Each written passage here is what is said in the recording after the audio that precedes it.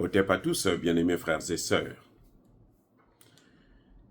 J'ai suivi un débat sur Afrique Média, qui est, comme vous le savez, la seule, presque, la plus grande chaîne panafricaniste que nous avons en Afrique, là où il y a la vérité, là où vous trouverez des éléphants de la politique africaine, les gens qui maîtrisent bien la connaissance, et que je salue d'ailleurs, tous ces experts qui passent sur ce plateau, qui passent du temps à faire des recherches et tout, et puis pour nous apporter de bonnes informations. C'était sur le Niger, sur l'exploitation de l'uranium par la France au Niger. Les amis, Afrique Média, cette fois-ci, ne s'est pas contenté seulement des hommes politiques, des experts, comment on appelle ça, des politologues, mais Afrique Média a invité un ingénieur gabonais qui maîtrise bien la question des mines. Il est venu nous démontrer par A plus B que la France a détruit et assassiné des milliers, ou plutôt des millions de Nigériens. Et oui, non seulement l'uranium du Niger était bradé, parce que l'uranium du Niger était vendu entre 3 000 et 8 000 francs CFA seulement, mais alors que le vrai prix de cet uranium, ça oscillait entre 130 et 188 000 francs CFA. La France achetait ça à moins de 8 000, à 3 000. Et dans les 3 000 là, qu'elle achetait là, la France était exonérée des taxes. Dans les 3 000 qu'elle voulait donner à la France, elle ne payait à l'Afrique, au Niger, elle ne donnait pas les taxes. Donc, le Niger se retrouvait avec seulement des malades. Parce que ceux qui travaillent dans l'uranium n'étaient jamais protégés. Aucun. Ils étaient tous exposés. Ça, c'est un. Deux, la France ne prenait aucune précaution pour au moins éviter de polluer les villes, Arlit et autres. Là. Elle ne prenait aucune précaution. Donc, elle prenait ça, elle laissait à l'air libre. Et le vent l'emportait partout dans tous les sens. Et ça s'étendait de kilomètre en kilomètre. Et ce sont des villes et villages qui meurent actuellement. Je vous dis, c'est-à-dire que c'est incroyable ce qui est en train de se passer. Et le monsieur parle à juste titre de crime contre l'humanité. Je répète, crime contre l'humanité. Et tout cela a été fait avec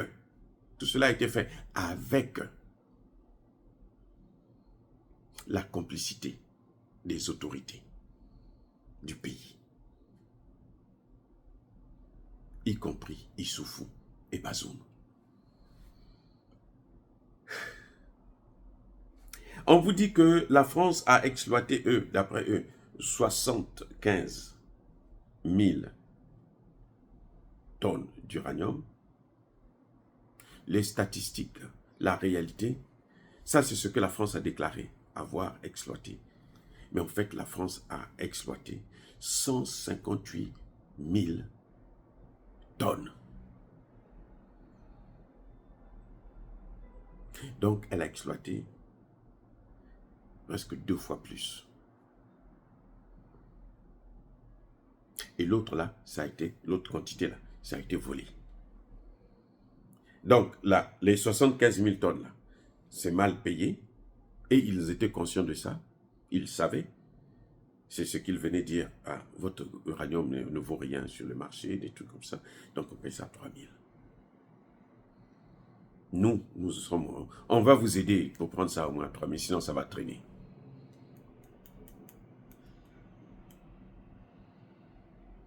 Ils volent, ils pillent, et ils vous polluent, ils vous tuent. Ils savent que le développement des cancers, comment on appelle ça, des hémorroïdes, le gars a cité trop de maladies. Ils sont conscients. À un moment donné, ils viennent, ils donnent à chacun, à leurs travailleurs 20 millions à chacun. Tenez 20 millions. On ne vous dit pas pourquoi. En fait, c'était parce que ils savaient qu'ils sont en train de mourir. Les hommes deviennent carrément non fonctionnels, ils ne peuvent pas fonctionner. Tu peux lui donner une femme là, elle ne servira à rien. Les femmes vont vous développer des fibromes, des cancers, des ceci, des cela. Matière première. La France exploitait l'uranium de façon sauvage. Et elle était consciente que ça va entraîner des conséquences graves. C'est ça un crime contre l'humanité. C'est ça un génocide. Oui. Elle-même, eux, les travailleurs français sont protégés. Mais non, ils ne tombent pas malades. Ils étaient bien protégés. Dès qu'on voit que ça commence à mal aller, on te prend, on t'expulse, on te rapatrie en France, où tu vas prendre de bons soins et tout, machin, tout ça. Là. Donc aujourd'hui, là où la France a exploité le pétrole, toutes ces villes sont pourries. Je répète, toutes ces villes sont irrécupérables. Il faut un travail intense pour diminuer les effets de la radiation. Et ça va coûter des milliards de dollars. C'est pour ça que je dis que tout Nigérien qui va ouvrir sa sale gueule à Tiani pour ce qu'il est en train de faire là, pour avoir repris le contrôle de l'uranium et pour donner ça à des gens plus sérieux comme les Russes ou même les Iraniens. Ces Nigériens là, leur place est en prison à vie parce que c'est une haute et très haute trahison. Ce sont des millions, je dis bien des millions de Nigériens qui sont sacrifiés, qui sont irrécupérables. On ne peut pas les traiter à cause de l'exploitation sauvage et massive plutôt, de l'uranium par la France. Je dis bien exploitation sauvage et massive. C'est-à-dire qu'on prend tellement et on expose tout le monde. On s'en fout. Ce qui compte pour nous, c'est que nous, on a un peu d'argent. Les millions rentrent chez nous. Et puis voilà. Et Orano continue à demander qu'on lui remette le contrat d'exploitation de l'uranium du Niger. C'est-à-dire que je suis, si Tiani revient sur cette décision, c'est qu'il est maudit. Ah oui. Et ce sera une haute trahison. Ce sera une complicité de crimes contre l'humanité. C'est-à-dire que même si aujourd'hui cet uranium n'a pas de preneur, vaut mieux pour sauver ce qu'on peut encore sauver. La France a abusé, et tellement abusé, que en principe la France ne pouvait même plus mettre pied au Niger. Les Français, en principe, avec tous ces crimes qu'ils ont commis là. On ne pouvait plus les voir au Niger. Parce que c'est trop, les gars. C'est-à-dire que c'est insupportable. Il faut écouter les experts. Il y a eu le professeur Mbelek aussi qui était là, qui a confirmé. C'est exagéré. Exagéré. C'est ce qu'ils sont en train de faire aussi. Les mêmes, les Français, Américains, c'est ce qu'ils sont en train de faire en RDC. Quand vous entendez Tshisekedi courir partout, nous voulons, venez investir, venez acheter les matières premières chez nous. N'allez pas acheter ça au Rwanda, venez chez nous même. Il n'y a pas de précaution, de protection. Même les Chinois, si on n'ouvre pas les yeux, ils feront la même chose Parce que les Chinois, ils sont peut-être même plus sauvages que les Français. Tant que vous n'ouvrez pas les yeux. Si vous ouvrez les yeux, ils seront corrects. Mais si vous êtes bêtes, les Chinois là, ils vont vous massacrer vos forêts, ils vont vous massacrer votre environnement et ils vont s'en... Eux, ils peuvent même quand ils sont malades, ils s'en fichent, ils peuvent mourir. Mais en attendant, ils ont déjà pris ce qu'ils voulaient. Le peu qu'ils ont pu prendre là, ils partent avec. Vous donnez une montagne à un Chinois, demain vous venez trouver ça, c'est un terrain plat.